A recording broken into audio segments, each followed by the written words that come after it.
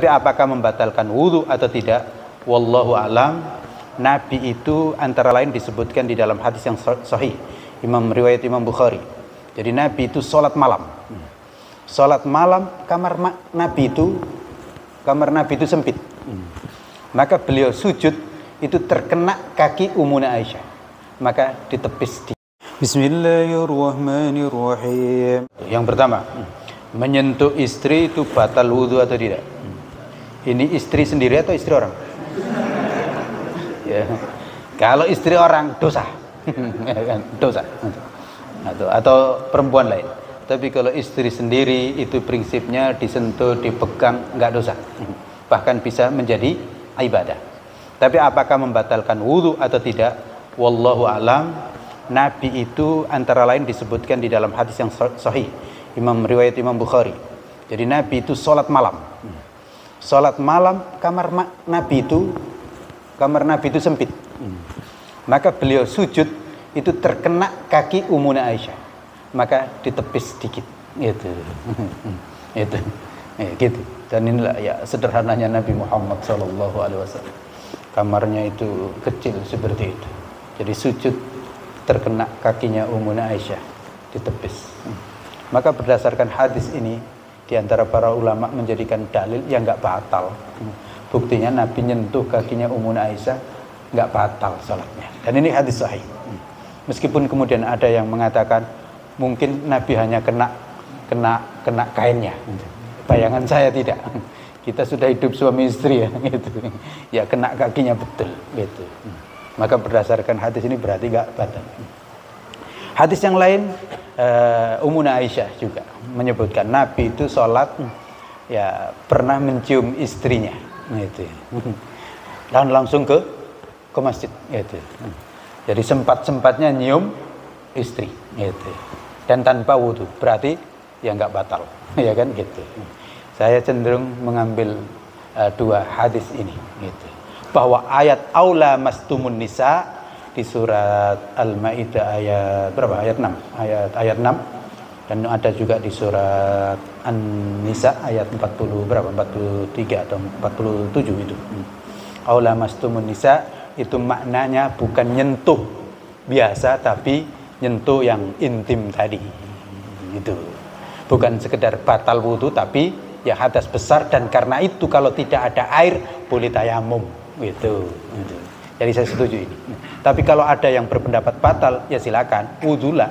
Kita aja, nggak usah kekeran kita, ya kan? Yang kira-kira, dan ini memang dipegang di mazhab Imam Asy-Syafi'iyah.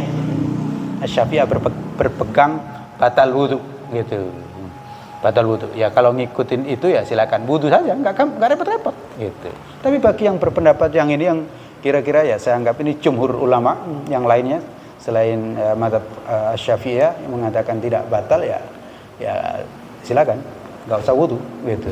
Bahkan nyempetkan nyium istri nggak wudu ya nggak apa-apa, sunnah Nabi katanya, gitu. Jadi nyium istri sunnah Nabi katanya, berangkat sholat, tapi ternyata nggak jadi berangkat sholat, gitu. Nah, ini yang bahaya juga, gitu. Jadi memang Islam itu indah ya, menyambung antara keintiman hubungan kita dengan Allah sangat baik. Hubungan suami istri itu baik, gitu loh. Jangan gegeran terus suami istri itu. Suami istri itu kalau gegeran, sholat nggak akan khusyuk. Gitu. Kita bisa sholat khusyuk itu kalau suami istri itu tentram, aman, harmonis, gitu. Maka Nabi nyontokannya ya begitu. Sholat malam ada kakinya Ummuna Aisyah, ya nggak marah-marah. Ini kakimu kok begini terus? Enggak juga. Nabi senang. Gitu.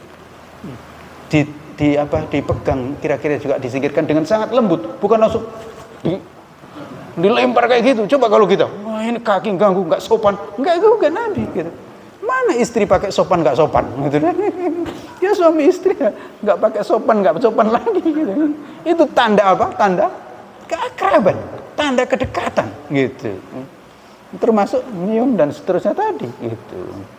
Jadi ya saya kira ini yang insya Allah, saya tidak mengatakan mana yang benar, tapi ini yang rojih, yang lebih kuat.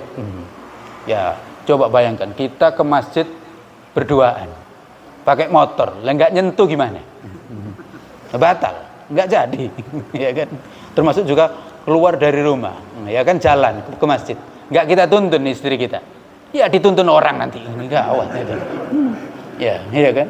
Ya nggak batal insya Allah. Apalagi nanti kalau umroh di Mekah, masa kita berangkat itu nggak gandengan? Ya bahaya, istri kita hilang. Gitu. Jadi insya Allah ya, dan ini sudah banyak diakuin. Kawan-kawan di NU itu ya nyerah kayaknya, memang nggak batal ini gitu. Iya nyerah kira-kira, karena nggak bisa gitu. Khususnya kalau umroh. Ya kalau umroh nggak dituntun orang. Gitu. Maka ya rata-rata kawan-kawan NU itu ya udah ini kita lompat mazhab katanya gitu. Gitu. Nah, demikian. Yang kedua tadi nggak tahu sunnah Nabi. Ya belajar. Nah, itulah pentingnya belajar.